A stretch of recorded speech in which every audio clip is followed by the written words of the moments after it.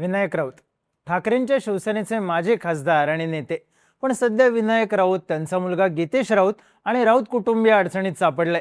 नगरसेवक गीतेश राऊत यांच्या पत्नी गिरिजा राऊत यांनी केलेल्या आरोपांमुळे पती गीतेश राऊत आणि सासरच्या लोकांनी आपल्यासोबत अघोरी उपचाराच्या नावाखाली विचित्र प्रकार केले. आपले केस कापले, गोमूत्र प्यायला लावलं, अंगावरून कोंबडे ओवाळले. इतकंच नाही तर फक्त परदेशात गेल्यावरच शारीरिक संबंध ठेवू शकतो, मी नाजूक मुलगा आहे, मला हात लावू नकोस असं म्हणत नवऱ्याने शारीरिक संबंध ठेवले नाहीत. नवरा शारीरिक संबंध ठेवण्यास असक्षम आहे हे कुटुंबाने लपवलं, आपल्याला झोपडपट्टीमधल्या घरात ठेवलं, आर्थिक कोंडी केली असे अनेक आरोप केले. या प्रकरणात विनायक राऊत, त्यांचा मुलगा गीतेश यांच्या विरुद्ध गुन्हाही दाखल झाला. पण आता या प्रकरणात वेगवेगळे खुलासे व्हायला सुरुवात झाली. एका बंधुबाबाला अटक झाली असून काही बंधुबाबा फरार आहेत, तर राऊत बाप लेकाच्या अटकेचा मुद्दाही चर्चेत आलाय. पण नेमकं घडतंय काय? विनायक राऊतांच्या अडचणी का वाढल्यात? समजून घेऊयात या व्हिडिओमधून. नमस्कार, मी चिन्मय आणि तुम्ही पाहताय बोलभिडू. सून गिरिजा राऊत यांनी केलेल्या आरोपांनंतर विनायक राऊत यांनी सोमवारी पत्रकार परिषद घेतली. आरोप म्हणजे वायफळ बडबड असते, कोणाच्या तरी सांगण्यावरून त्या बोलत आहेत. त्यांनीच दिलेल्या पेपरवरून मी बोलतोय. त्यांनी दिलेल्या तक्रारीत काय म्हणलंय? मला भीती वाटत असल्याने मी आई वडिलांना सोबत घेऊन असायचे, मग तेव्हाच तक्रार का दाखल केली नाही? मी स्वतःहून माहेरी गेले असून स्त्रीधन नेलं आहे. सासरी येताना किती आणलं आणि नेताना किती नेलं हे सांगा. त्यांच्या डिमांड दुपटीने वाढत होत्या. आधी 2 कोटी, नंतर फ्लॅट, गाडी, नंतर ते 5 कोटींवर गेलं. 12 कोटी 50 लाख इतकी डिमांड वाढलेली आहे. दर महिन्याचे 5 लाख रुपये, 50 लाख एक रकमी, 10 करोड एक रकमी, पुन्हा 2 करोड एक रकमी, प्लस घर भाडं दरमहा 1 लाख, शिवाय 3 बेडरूम घर, त्याचा EMI भरला पाहिजे. अशा पद्धतीच्या डिमांड पूर्ण करून घेण्यासाठी हे खोटे नाटे आरोप आहेत. आम्ही आध्यात्मिक आहोत आणि आमचं दैवत पंढरीचा पांडुरंग आहे. आमच्या समोर आमचं दैवत हिंदू हृदय सम्राट बाळासाहेब ठाकरे आहेत. त्यामुळे आम्हाला या 2 दैवतांशिवाय इतर कोणाकडे जाण्याची आवश्यकता पडत नाही. कुलदेवता, ग्रामदेवता तर आमच्या असतातच कोकणातल्या, आणि त्यांच्याकडे जाणं, त्यांचं दर्शन घेणं म्हणजे काय गुन्हा ठरत नाही, असं राऊत यावेळी म्हणाले. आपला पोलिसांवर आणि न्याय व्यवस्थेवर पूर्ण विश्वास आहे. ज्या लोकांची नावं घेतली आहेत त्यांच्या चौकशीत सगळी बकवासगिरी समोर येईल असा दावाही विनायक राऊत यांनी केलाय. या सगळ्या प्रकरणात पोलिसांच्या तपासाला सुद्धा वेग आलाय. भांडूप इथले चुलत सासरे आबा राऊत, कुर्ल्याचा एक मुस्लिम बाबा, कोलगाव सावंतवाडीमधला फिरोज बाबा, करुड घाट राजापूर इथला काझी बाबा, नानेली कुडाळ इथला हरिश्चंद्र घाडी अशा बंधुबाबांकडे आपल्याला नेण्यात आलं असा आरोप गिरिजा राऊत यांनी आपल्या तक्रारीत केला होता. त्यानंतर ठाणे पोलिसांनी सूत्र हलवत कोलगाव सावंतवाडी इथून बंधुबाबा फिरोज आदम शेखला अटक केली. या बाबाच्या विरोधात स्थानिकांनी याआधी सावंतवाडी पोलीस स्टेशनमध्ये अनेक तक्रारी दिल्या होत्या.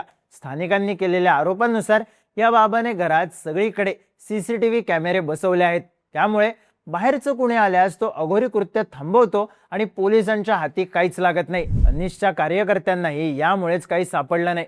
पोलिसांकडे तक्रार गेलीच तरी ती दबाव टाकून सोडवली जायची. त्यामुळे या बाबावर गुन्हा दाखल झाला नाही. 10 वर्षांपूर्वी हा बाबा एका राजकीय नेत्याच्या डंपरवर चालक होता. नंतर तो भोंदूगिरी करून पैसे कमवायला लागला. त्याच्याकडे अगदी गोवा, कर्नाटक मधून लोक यायचे आणि रांगा लावायचे असाही आरोप स्थानिकांनी केलाय. पण फिरोज शेखच्या कुटुंबियांनी मात्र हे आरोप फेटाळून लावलेत. आमच्या घरात कोणत्याही प्रकारचं अघोरी कृत्य किंवा जादूटोणा केला जात नाही. फिर्यादी महिला आणि राऊत कुटुंबातील वैयक्तिक वाद काय आहे याची आम्हाला कल्पना नाही. या वादाची कोणतीही पार्श्वभूमी माहिती नसताना अचानक पोलिसांनी घरात येऊन फिरोज शेख यांना ताब्यात घेणं चुकीचं आहे. ही कारवाई पूर्णपणे अन्यायकारक आहे अशी प्रतिक्रिया शेख यांच्या मेहुण्यांनी माध्यमांशी बोलताना दिली. ठाणे पोलिसांनी फक्त सावंतवाडीमध्येच नाही तर इतर काही ठिकाणी सुद्धा छापा मारला. पण पोलीस येण्याच्या आधीच हे कथित भोंदूबाबा फरार झाले असं सांगण्यात येते. तर काही बातम्यांनुसार पोलिसांनी या प्रकरणाशी संबंधित आणखी काही जणांना ताब्यात घेऊन चौकशी सुरू केली. ठाणे पोलीस तपास आणि चौकशीसाठी कोकणात पोहोचलेत. तर फिरोज शेखला 2 दिवसांची पोलीस कोठडी सुनावण्यात आली आहे. त्यामुळे आता फिरोज शेखच्या चौकशीत काय समोर येणार, त्याचा बचाव कोण करत होतं आणि फिरोज शेखने आपल्यावर लिंबू फिरवलं, मांसाचा तुकडा फिरवला, गोमूत्र प्यायला दिलं, या आरोपांमध्ये तथ्य निघालं तर राऊत बाप लेकाच्या अडचणी वाढू शकतात. गिरिजा राऊत यांनी भांडूपमध्ये आबा राऊत यांच्याकडे नेऊन आपल्यासोबत अघोरी प्रकार झाल्याचा आरोप केला होता. विनायक राऊत यांनी यावर पत्रकार परिषदेत बोलताना भांडूपमध्ये माझे ज्येष्ठ बंधू राहतात, त्यांच्या मार्गदर्शनानुसार आम्ही सगळ्या गोष्टी करत असतो असं उत्तर दिलं. महत्त्वाचं म्हणजे विनायक राऊत यांचं पोलीस संरक्षणही काढण्यात आल्याच्या बातम्यांची प्रचंड चर्चा आहे. स्वतः विनायक राऊत यांनीच पत्रकार परिषदेत आपलं पोलीस संरक्षण काढून टाकण्यात आलं आहे असं सांगितलं. मुळात 30 मेलाच संरक्षण शाखा 1 कडून राऊत यांचं संरक्षण काढून घेण्यात आल्याचं अधिकृत पत्र त्यांना पाठवण्यात आलं होतं.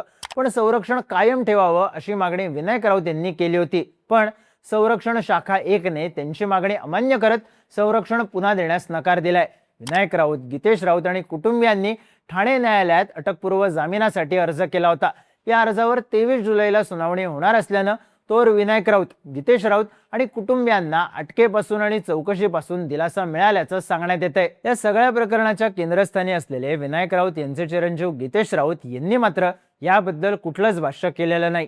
गीतेश हे मुंबई आणि कोकणात युवासेना समन्वयक म्हणून काम पाहायचे. 2019च्या लोकसभा निवडणुकीत गीतेश यांनी विनायक राऊतांच्या प्रचार सभांचं नियोजन, कार्यकर्त्यांचं नियोजन याचं काम पाहिलं होतं. 2024च्या महानगरपालिका निवडणुकीत गीतेश राऊत यांना ठाकरेंच्या शिवसेनेकडून पहिल्याच उमेदवारी यादीत स्थान मिळालं. वॉर्ड क्रमांक 89 मधून ते उभे राहिले आणि महानगरपालिकेवर नगरसेवक म्हणून निवडून गेले. त्यांना उमेदवारी जाहीर झाल्यानंतर विनायक राऊत यांनी राज ठाकरेंची भेट घेतल्यानं बरीच चर्चा झाली होती. पण आपल्या पहिल्या स्टंपमध्ये गीतेश राऊत आता अडचणीत आलेत. त्यात शिंदेच्या शिवसेनेच्या नेत्या नीलम गोरे यांनी रविवारी राज्याच्या पोलीस महासंचालकांना लेखी निवेदन देत या प्रकरणाची निष्पक्ष चौकशी करून दोषींवर कठोर कायदेशीर कारवाई करण्याची मागणी केली. त्यामुळे आता या सगळ्यात पोलिसांच्या कारवाईत काय समोर येतं हे पाहणं महत्त्वाचं ठरणार आहे. कारण भोंदूबाबा फिरोज शेख पोलिसांच्या ताब्यात आहे. इतर भोंदूबाबांचा शोध सुरू आहे. या भोंदूबाबांच्या चौकशीत जर त्यांचं राऊत कुटुंबियांशी कनेक्शन असल्याचं समोर आलं तर विनायक राऊत आणि गीतेश राऊत यांच्या अडचणी वाढू शकतात. राऊत यांनी आरोप फेटाळल्यानंतर गिरिजा राऊत यांच्याकडून काही प्रत्युत्तर येतं का आणि राऊत कुटुंबियांवर अटकेची टांगती तलवार असल्याने कोर्टाकडून काही निर्णय येतो हे पाहणं महत्त्वाचं असेल. या सगळ्या प्रकरणाबद्दल तुम्हाला काय वाटतं? तुमची मतं आणि प्रतिक्रिया कमेंट करून नक्की सांगा. हे माहितीपूर्ण व्हिडिओज पाहण्यासाठी बोलबिडूच्या YouTube चॅनलला सबस्क्राईब करायला विसरू नका.